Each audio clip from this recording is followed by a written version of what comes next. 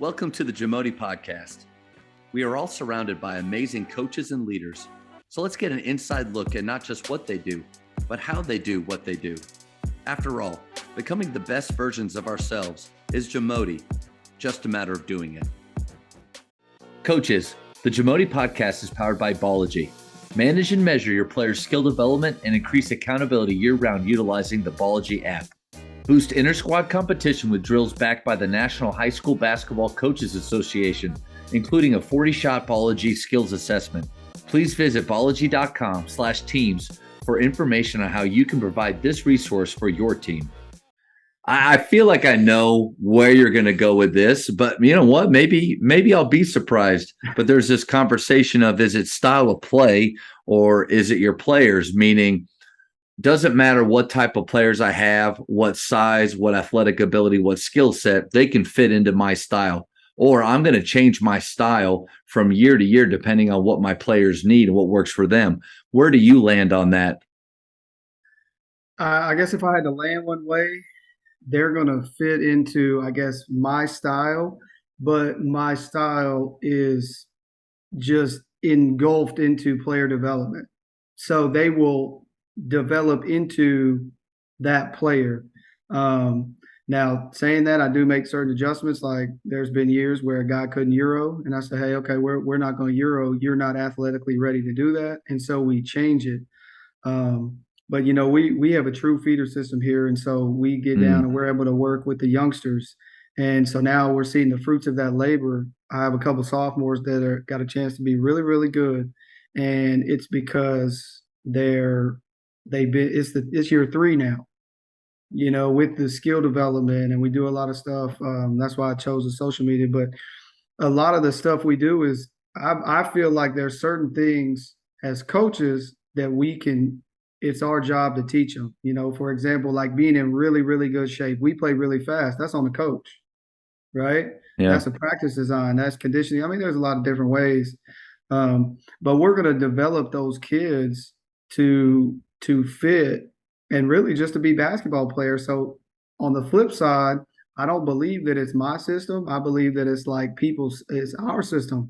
You know, when you watch a Keller kid play, he's going to be able to shoot it. He's going to be able to handle it. He's going to be able to pass it. He's going to make really good decisions. Not all the time, but none of us are. For sure. Yeah. And so my thing is, you know, developing those guys to where they're able to go and play in your system because they're able to do those those four things: shoot, dribble, pass, make decisions. And so, but if I had to choose one of those ways, and I feel like you knew I was going to go there with that. It would definitely be there. I'm gonna work to make them fit our system, which our system is the players. Yeah. See, I think you're right on the money. It's almost it's not a trick question because if a guy chooses it's just system, I don't care who comes in, they're going to fit into these spots. All right. I mean, that's how you feel. That's okay. And some people man, their teams just look drastically different from year to year. It's all about what the players need, and they're able to completely do different things and have different mentalities. But I think that the place to be and the answer is kind of what you said. It's both. I have a philosophy or concepts, a way the game should be played, the way that it's fun, enjoyable, and players improve in. With those ideas, we're going to train our players to fit that, but recognizing in the moments what they can do and what they are on their way to becoming. And I think the way that you said that is right on the money. I love the idea of a feeder system. How much time throughout the week are you spending with those younger grades? Probably quite a bit. It's the most that I've ever been able to as a coach, and a lot of my buddies the same way. Is so we go Monday, Wednesday, Friday. We won't this Friday because of the fall break, but we split. So I have myself, I go to one Monday, Wednesday, Friday, and my assistant will go somewhere Monday, Wednesday, Friday. And we got two feeders. So, you know, Monday, Wednesday, I'm somewhere for 45 minutes and my assistant's at the other one. And so they get about an hour and a half a week, which is so much more than they're gonna get, and we try to do a lot of stuff through social media, Sports U app, stuff like that. But that's what we get. We invite them up. Hey, the gym Yeah. is open. You can come up. But as far as organized instruction during that athletic period, it's really helped.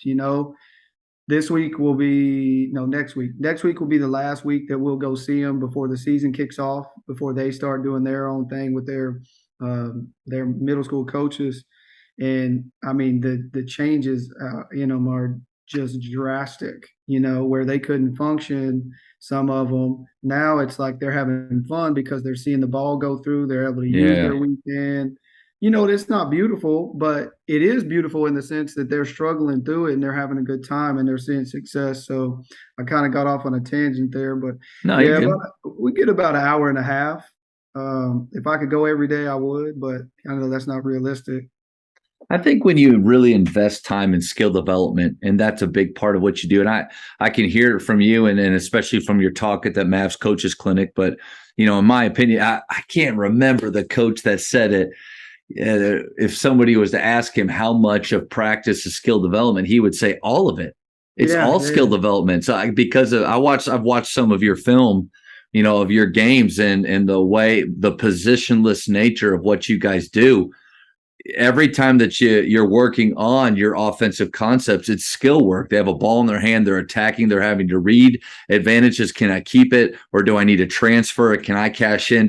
So like you're all of it's skill development. But I think when you have that mentality, then you really have to have a growth mindset with your players.